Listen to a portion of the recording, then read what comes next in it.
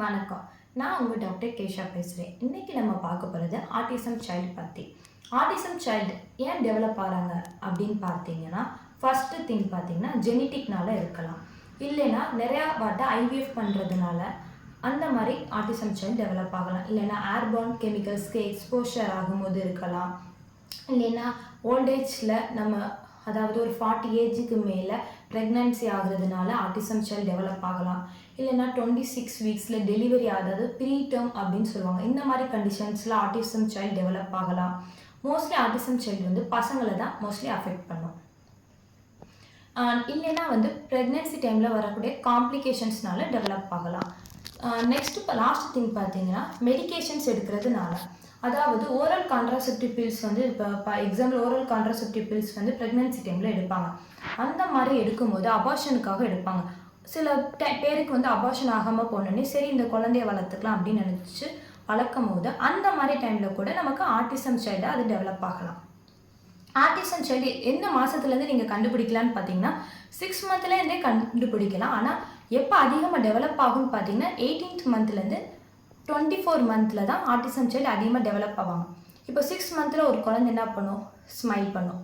இதே நமக்கு 9 மந்தில் அந்த குழந்தை ஃபேஸில் கண்ணை சிமிட்டும், கண்ணடிக்கும், அந்த மாதிரி ஒரு எக்ஸ்ப்ரெஷன்ஸ் பண்ணும். இதே ஒரு 19th மந்த்துன்னு எடுத்திங்கன்னா சின்ன சின்ன சிங்கிள் வேர்ட்ஸ் பேச ஆரம்பிக்கும்.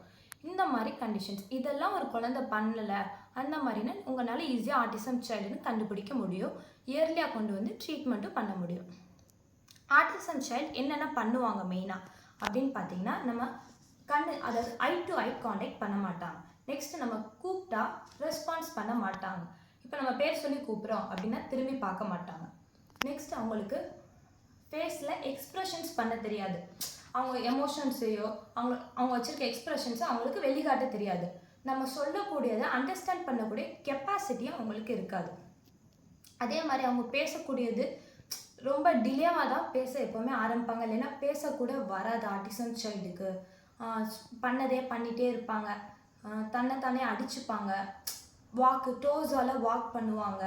இல்லைன்னா சில ஃபுட்ஸ் அவங்களுக்கு பிடிச்ச ஃபுட்ஸை மட்டும்தான் சாப்பிடுவாங்க. ஆட்டிசம் சைல்டுக்கு நம்ம என்னென்ன கொடுக்கக்கூடாத ஃபுட்ஸ்ன்னு பார்த்தீங்கன்னா சுகர். ஃபஸ்ட்டு திங் சுகரில் ஹைப்பர் ஆக்டிவிட்டி அவங்களுக்கு ஆக்ஷன் நடக்கிறதுனால கொடுக்கக்கூடாது. Next gluten food. Gluten food ஏன் கொடுக்கக்கூடாதுன்னு பார்த்தீங்கன்னா, க்ளூட்டன் கொடுக்கறதுனால பிரெயினில் இன்ஃப்ளமேஷன் ஆகி செரிபெல்லம் ஃபங்க்ஷன் நமக்கு டிக்ரீஸ் ஆக ஆரம்பிக்கும். க்ளூட்டன் ஃபுட்ஸ்ன்னு எடுத்துக்கிட்டிங்கன்னா தானியங்கள் கொடுக்கக்கூடாது. மைதா பொருட்கள், பிரெட்டு, கேக்ஸ் இந்த மாதிரி ஃபுட்ஸ்லாம் அவங்களுக்கு அவாய்ட் பண்ணணும். Next third thing preservative foods. அதாவது ப்ரிசர்வேட்டிவ் ஃபுட்ஸ்னால் இப்போ பேக் பண்ணி வச்சுருக்குது, கண்டெய்னரில் வச்சுருக்கக்கூடிய ஃபுட்ஸ், இந்த மாதிரி ஃபுட்ஸ் கொடுக்கக்கூடாது. அப்புறம் சாப்பாடில் கலர் பொடி போட்டு ஆட் பண்ணி கொடுக்கக்கூடிய ஃபுட்ஸ் கொடுக்கக்கூடாது. Next thing diary products. ஏன் டைரி ப்ராடக்ட் கொடுக்கக்கூடாதுன்னு சொல்கிறாங்கன்னா, உங்களுக்கு ப்ரோ இன்ஃப்ளமேட்டரி ஆக்ஷன் நடக்கும். அதாவது இன்ஃப்ளமேஷன் வீக்கங்கள் தன் உடம்புல நடக்கிறதுனால வரக்கூடிய இம்யூன் சிஸ்டம் இம்பேர் ஆகி நெக்ஸ்ட் அவங்களுக்கு எபிலிட்டி கான்சன்ட்ரேஷன் டிக்ரீஸ் ஆக ஆரம்பிக்கும். நெக்ஸ்ட் அவங்களுக்கு காஃபி அவாய்ட் பண்ணணும். நெக்ஸ்ட் ஸ்பைசி அதாவது கசகசா இந்த மாதிரி ஃபுட்ஸ்லாம் அவங்களுக்கு அவாய்ட் பண்ணுங்கள். இந்த மாதிரி ஆட்டிசம் சைல்டுக்கு நீங்கள் ஹோமியோபதியில் இயர்லியாக கொண்டு வரும்போது உங்களுக்கு நல்ல ரிசல்ட்ஸ் இருக்குது. நன்றி.